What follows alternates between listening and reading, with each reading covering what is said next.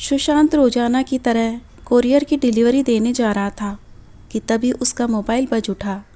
उसने झल्लाकर मोटरसाइकिल रोकी, लेकिन नंबर देखते ही उसकी आंखों में चमक आ गई। उसकी मंगेतर सोनी का फ़ोन था। उसने जल्दी से रिसीव किया। कैसी हो मेरी जान? तुम्हारे इंतज़ार में पागल हूँ। दूसरी ओर से आवाज़ आई। उन दोनों के बीच प्यार भरी बातें होने लगी, पर सुशांत को जल्दी से जल्दी अगले कस्टमर के यहाँ पहुँचना था, इसलिए उसने ये बात सोनी को बताकर फ़ोन काट दिया। दिए गए पते पर जाकर सुशांत ने डोरबेल बजाई। थोड़ी देर में एक औरत ने दरवाज़ा खोला। मानसी जी का घर यही है मैडम? सुशांत ने पूछा। हाँ, मैं ही हूँ, अंदर आ जाओ, उस औरत ने कहा। सुशांत ड्राइंग रूम में बैठकर अपने कागजात तैयार करने लगा। मानसी भीतर चली गई। अपने दोस्तों के बीच माइक्रोस्कोप नाम से मशहूर सुशांत ने इतनी ही देर में अंदाज़ा लगा लिया कि वो औरत उम्र में तकरीबन 40-41 साल की होगी। उसके बदन की बनावट तो खैर मस्त थी ही। सुशांत ने कागजात तैयार कर लिए। तब तक मानसी भी आ गई। उसके हाथ में कोई डब्बा था। सुशांत ने कागज पेन उसकी ओर बढ़ाया और बोला, मैडम यहाँ दस्तखत कर दीजिए। हाँ कर दूंगी, मगर पहले ये देखो। मानसी ने वो डब्बा सुशांत को देकर कहा, ये मोबाइल फ़ोन मैंने इसी कंपनी से मंगाया था। अब इसमें बार बार हैंग होने की समस्या आ रही है। सुशांत चाहता तो मानसी को वो मोबाइल फ़ोन रिटर्न करने की सलाह दे सकता था।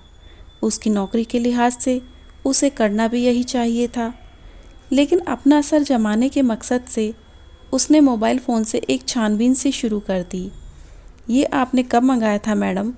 15 दिन हुए होंगे। उन दोनों के बीच इस तरह की बातें होने लगी। सुशांत कनखियों से मानसी के बड़े गले के ब्लाउज के खुले हिस्से को देख रहा था। उसे देर लगती देख मानसी चाय बनाने अंदर रसोई घर में चली गई। सुशांत को ये यकीन हो गया था कि घर में मानसी के अलावा कोई और नहीं है। लड़कियों से छेड़छाड़ के कई मामलों में थाने में बैठ चुके 25 साला सुशांत की आदत अपना रिश्ता तय होने के बाद भी नहीं बदल सकी थी। उसे एक तरह से लत थी। ऐसी कोई हरकत करना, फिर उस पर बवाल होना, पुलिस थानों के चक्कर लगाना। सुशांत ने बाहर आसपास देखा और मोबाइल फ़ोन टेबल पर रखकर अंदर की ओर बढ़ गया। खुले नल और बर्तनों की आवाज़ को पकड़ते हुए वो रसोई घर तक आसानी से चला गया। मानसी उसे देखकर चौंक उठी। तुम यहाँ क्या कर रहे हो? कोई जवाब देने की बजाय सुशांत ने मानसी का हाथ पकड़कर उसे खींचा और गले से लगा लिया। मानसी ने उसकी आंखों में देखा और धीरे से बोली, देखो मेरी तबीयत ठीक नहीं है। मानसी की इस बात ने तो सुशांत को उसकी मनमानी का टिकट दिला दिया। उसके होठ मानसी के गर्दन पर चिपक गए। नाम के लिए मानसी का नानुकुर करना किसी रजामंदी से कम नहीं था। कुछ पल वहाँ बिताने के बाद सुशांत मानसी को गोद में उठाकर पास के कमरे में ले आया और बिस्तर पर धकेल दिया। मानसी अपने हटते पर्दों से बेपरवाह सी बस सुशांत को घूर घूर कर देखे जा रही थी। सुशांत को महसूस हो गया था कि शायद मानसी का कहना सही है कि उसकी तबीयत ठीक नहीं है, क्योंकि उसका शरीर थोड़ा गर्म था, लेकिन उसने इसकी परवाह नहीं की। थोड़ी देर में चादर के बनने बिगड़ने का दौर शुरू हो गया। रसोई घर में चढ़ी चाय उफनते उफनते सूख गई। खुले नल ने टंकी का सारा पानी बहा दिया। घंटा भर कैसे गुजरा, शायद दीवार पर लगी घड़ी भी नहीं जान सकी। कमरे में उठा तूफान जब थमा तो पसीने से लथपथ दो जिस्म एक दूसरे के बगल में डिडाल पड़े हाँफ रहे थे। अभी कमरे में रखा वायरलेस फ़ोन बज उठा। मानसी ने कॉल रिसीव की। हाँ बेटा, आज भी बुखार हो गया है। डॉक्टर शाम को आएंगे, ज़रा अपनी नानी को फ़ोन देना। मानसी ने कुछ देर तक बात करने के बाद फ़ोन काट दिया। चांद आराम से लेटा सीलिंग फैन को ताक रहा था। कपड़े पहनो और निकलो यहाँ से। अब धंधे वाली का कोठा नहीं है जो काम ख़त्म करके आराम से पसर गए। मानसी ने थोड़ा गुस्से में कहा और पलंग से उतरकर अपने बाकी कपड़े उठाने लगी। सुशांत ने उसे आंख मारी और बोला, एक बार और पास आ जाता तो अच्छा होता। कोई ज़रूरत नहीं, तुम्हारे लिए एक बार ही बहुत है, मानसी ने अजीब से लहजे में कहा। ये सुनकर सुशांत मुस्कुराकर उठा और अपने कपड़े पहनने लगा।